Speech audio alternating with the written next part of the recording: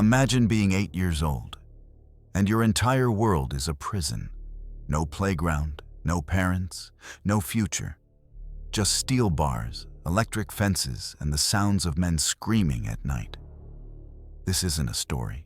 This happened, and it's still happening, around the world. They called it a correctional facility, but the children locked inside called it hell. Some were as young as 6, too small to even reach the bars, but already labeled as criminals. Their crimes: stealing food, running away from abuse, or simply being born in the wrong family, the wrong place, the wrong system. One of the most horrifying examples was Prey Sar prison in Cambodia. During the Khmer Rouge regime, children were arrested alongside their parents.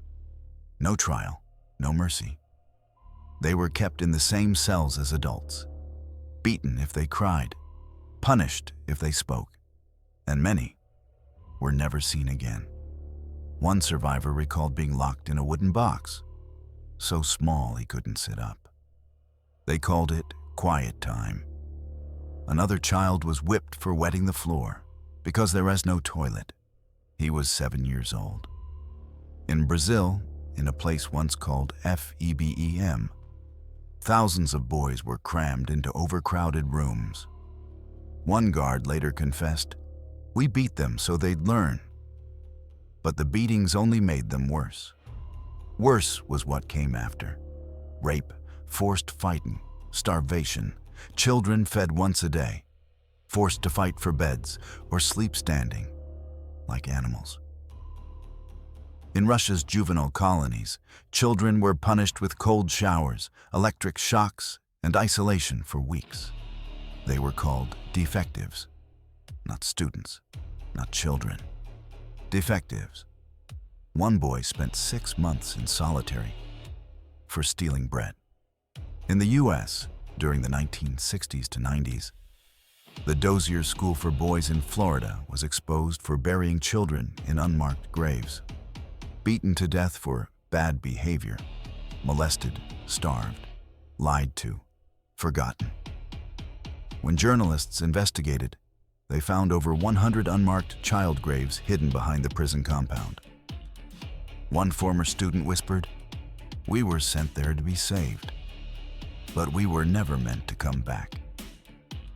And perhaps the darkest reality of all: it's still happening, right now. In parts of the world, children are locked up for begging, for loitering, for stealing food, or for simply existing without a home. They are crammed into facilities with no beds, no light, no adults who care.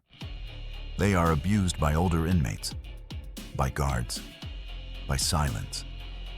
And many of them will leave the prison system only to return as adults. Because the one thing these cages are best at is breaking futures before they begin. One boy in El Salvador was sentenced at 10. When he got out at 16, he couldn't speak full sentences because no one had spoken to him in 6 years. Another child in Pakistan was locked in a facility for being aggressive in class. No trial, no lawyer, just 4 years of psychological damage. Today, most governments deny these systems exist, or they call them reform schools or juvenile rehabilitation centers. But the reality is darker than the words. And the children who live through it carry the scars forever. Some survive, most don't. And the ones who do come out as ghosts wearing the skin of kids. This is not just a prison story. It's a global tragedy. Because when you cage a child, you're not protecting the world from them.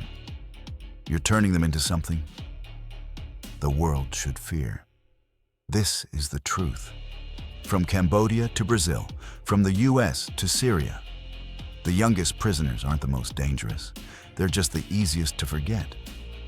But we won't forget. We tell their story because someone has to. This one was hard to hear.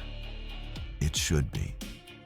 Share it because silence protects the system. Subscribe to No Way Out. Next week, we visit a prison where they buried men alive and called it justice.